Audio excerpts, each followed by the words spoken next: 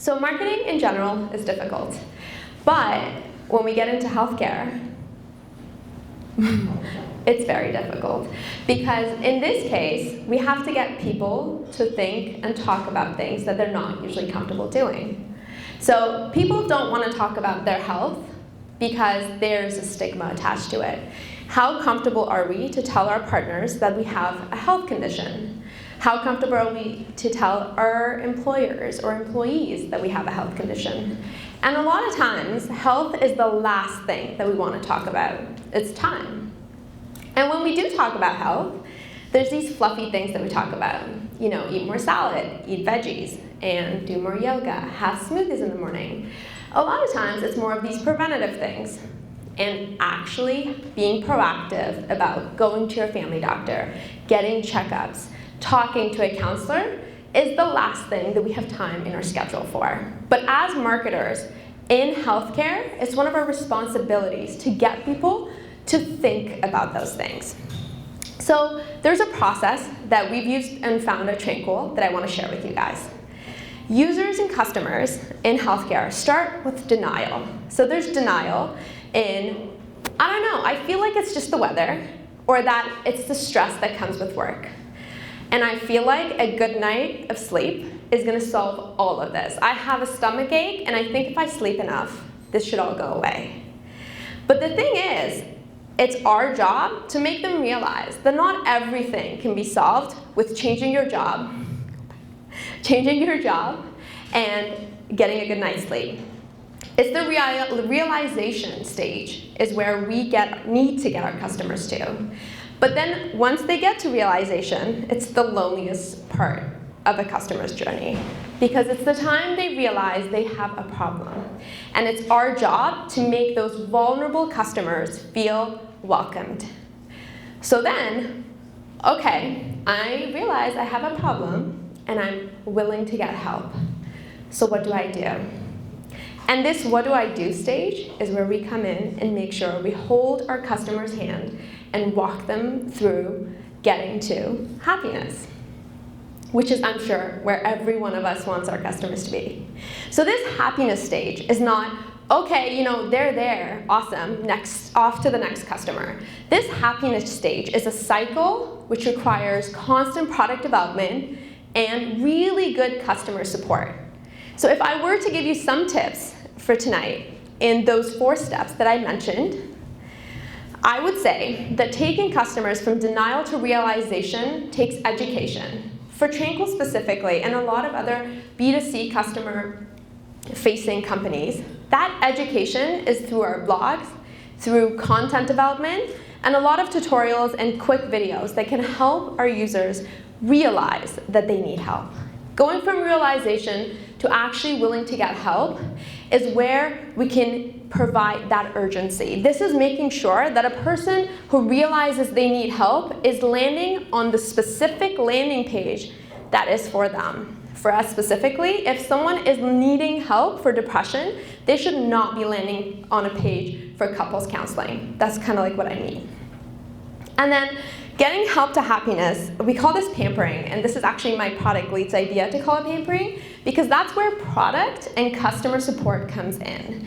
It's so important, specifically for companies in healthcare, to make sure that our users are vulnerable, whatever industry or part of healthcare we're in, that we realize that our customers need to hear back from us ASAP. And that ASAP could be different depending on where we are, but for Tranqool, because we're in mental health, that ASAP can be less than 2 hours. We can have customers that have emailed us, messaged us on Facebook, and if we don't reply, they do get pissed. So we need to make sure that whatever it is that pampering is based on our company and our needs, is happening. Otherwise, a happy customer can turn into your worst enemy, basically.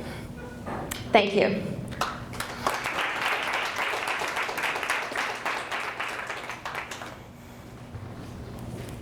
Questions? I don't have a mic, so I'll just shout. In moving from denial to realization, how do you overcome stigma in your communications? Because sometimes the stigma is bringing it up. So how are you supposed to market when bringing it up is the problem?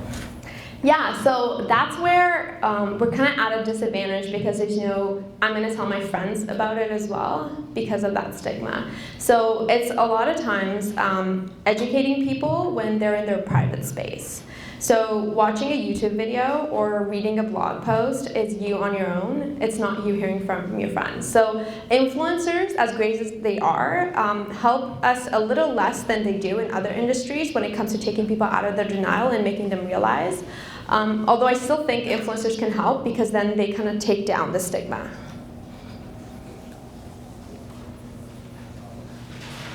Yes?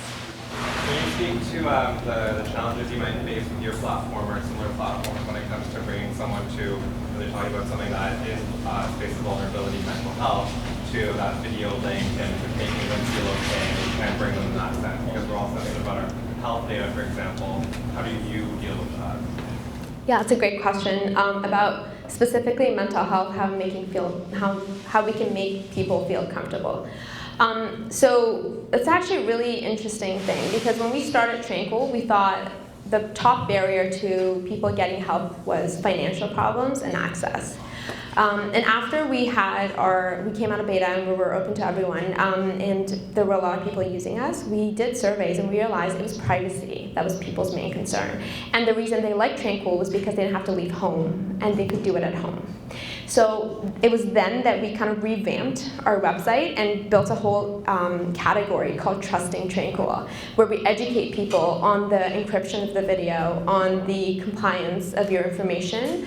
And we didn't know that was the problem from the beginning, but we realized really quickly that it was privacy that was people's main concern. So now in every single landing page or promotional material that we have, we make sure that we say therapy from the comfort of your home or through video therapy, and secure is always there. And that's why in my bio we say encrypted video, because it's a concern. Yeah? What percentage of clientele do you think you lose between denial and realization? Oh, a lot. Yeah, no, we do. So denial and realization is where we lose most of our potential clients. So if we look at how many people search for online counseling and land on our page and how many of them sign up, less than 20% of them sign up. So that's 80% of people who are still in denial and who are we constantly now retargeting using content that we hear is the biggest concern, which is privacy. Yes? My question is, how are you getting them to there? I mean, is it just happening through search? Because they've got to be at a point where they have some realization, right? Yeah. So how are they coming there? It's a great question. Also, it took us a while to get where we are, and we still have a whole bunch more to understand. But so the top 3 places people go to when they need help for mental health specifically, the first one is family doctors, or GPs in the States, and then friends and family in Google. So knowing that, we definitely focus on Google, and then we have referrals through hospitals and community centers. And then with our existing customers, what we realize is Facebook is also really good with targeting people, because you get to target people on Facebook based on their behavior. So specifically for mental health, people who are prone to needing help are constantly looking for positive quotes and positive affirmations. So it's really easy to kind of like target them within their social behavior. So I think I understand from the consumer side how this brings value. From the psychiatrist side, how are you convincing them to join your platform? Yeah, so we have social workers and psychologists. So we don't deal with medical doctors, which are psychiatrists. So social workers and psychologists are not covered by OHIP, they're covered by insurance. And the value that we bring to them is a way for them. So there's 3 main reasons why they join Tranqool.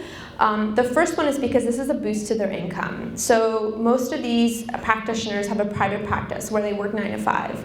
Our users are coming to Tranqool because they want to see someone before work, before 9, after 5, and also on weekends. So this way, the therapists get a chance to increase their income with 0 headcount because they just need a laptop, which they probably have, and internet to be able to provide the services. And then the second reason why they come to Tranqool is because Now a therapist from Ottawa can see someone in Windsor. So there's no boundaries. They get a higher number of clientele that come from diverse backgrounds. And then finally, honestly, one of the main reasons that we initially started to get really experienced therapists to come to Tranqool is that they have all been waiting for this because their customers are asking for it. Because truthfully, it's a lot more convenient to do this from home because it's such a sensitive area than sit in wait rooms. Yeah, but I mean, there are video chat solutions out there that are encrypted and secure. And are you providing additional tools for them to track the patient, or, you know, I guess it's the platform as a whole that you bring in the payments as well.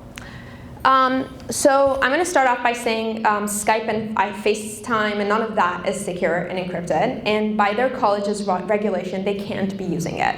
So a lot of psychotherapists who are not as highly regulated as social workers and psychologists, they do use Skype, but it's actually not encrypted and HIPAA compliant. So our service is. And it's not text-based, it's actually live streaming. Our service is covered by insurance, so if someone has extended health benefits, it's actually covered by it. And then finally, what really sets this apart from just a video conversation is the fact that this is a platform designed around cognitive behavioral therapy. So cognitive behavioral therapy is a type of training-based therapy that includes assignments and constant touch points with your therapist. And so within Tranqool's platform, they have access to all of that. Yeah. Thank you.